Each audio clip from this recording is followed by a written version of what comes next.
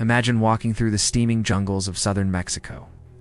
The air is thick, the ground damp beneath your feet, the sound of howler monkeys echoing through the canopy. Suddenly, through the vines and trees, you see it.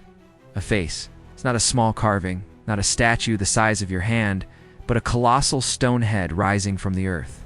It towers taller than a man, with a stern gaze, full lips, a flat nose, and a helmet-like headdress.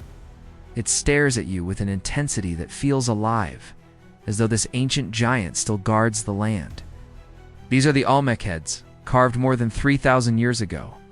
16 of them have been found so far, each weighing up to 40 tons, each carved from a single massive block of basalt. And yet we do not know exactly how they were made, who they represent, or why they were built.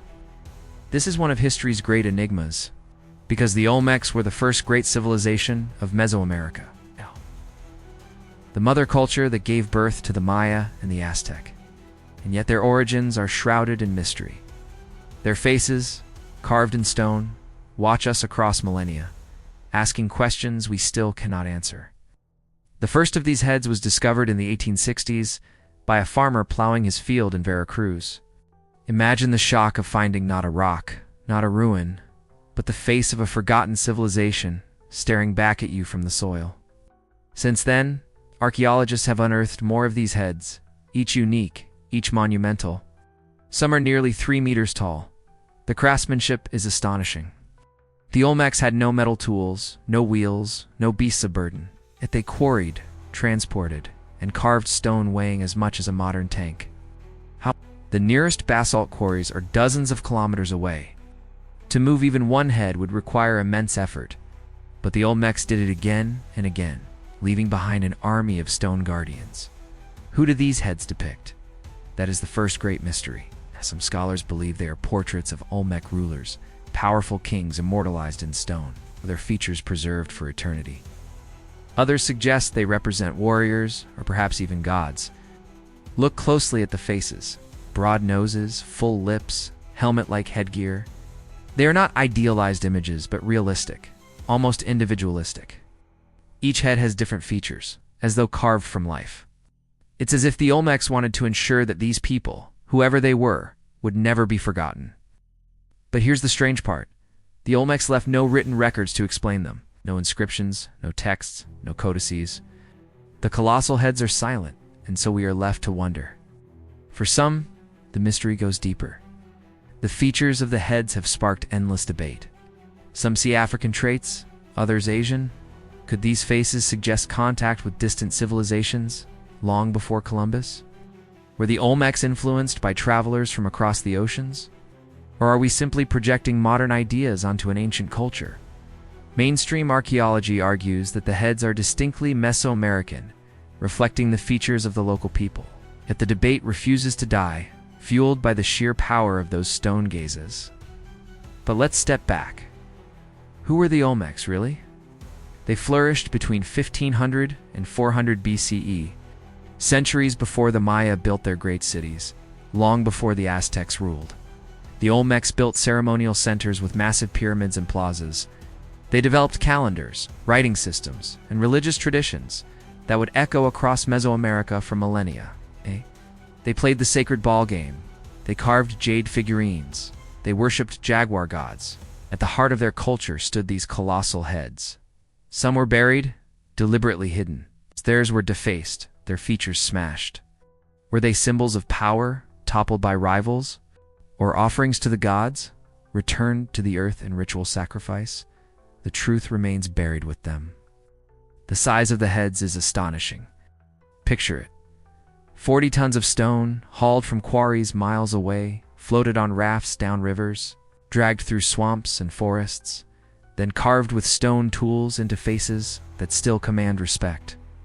How many workers did it take? How long did it require? These were not mere decorations. They were acts of devotion, of power, of will. To build even one was a declaration. We are here, we endure, we rule. But why heads? Why not full statues? Why the obsession with the face? Some believe the Olmecs saw the face as the seat of identity, the essence of the soul. By carving the heads of their rulers, they captured their spirit, ensuring their presence remained in the world even after death. Others whisper of darker purposes. Were the heads linked to human sacrifice? Were they guardians, watching over sacred spaces, warning intruders that the rulers still stood vigilant? Or perhaps they were masks of gods, the boundary between human and divine. And then comes the strangest question of all. Were there more? 16 have been found, but scholars suspect others still lie hidden beneath the jungles, waiting to be unearthed. Every new discovery has the potential to rewrite what we know.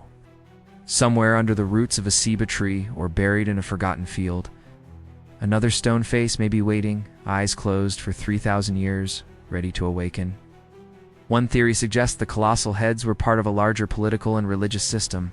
Imagine the awe of standing before one of these giants. The message is clear. The ruler is not just a man, but something more, immortal, eternal. His face is carved in stone, unyielding, unbroken, forever. Even the act of burying or destroying them may have been symbolic, a ritual to mark the end of a ruler's reign, or to strip power from an enemy. These heads were not just art, they were weapons in the battle for memory and control. But perhaps the most haunting thing is this: we may never truly know their meaning. The Olmecs left behind no Rosetta Stone, no key to unlock their mysteries. All we have are the heads themselves, mute, massive, and eternal. Yet perhaps that's why they fascinate us. They are riddles carved in stone, questions without answers. They remind us that history is not neat and orderly, but full of gaps, silences, and enigmas. And maybe that is the true legacy of the Olmecs. Not just their art, not just their cities, but the mystery they left us. Every colossal head is a challenge across time. Who were we? Who are you? What do you believe?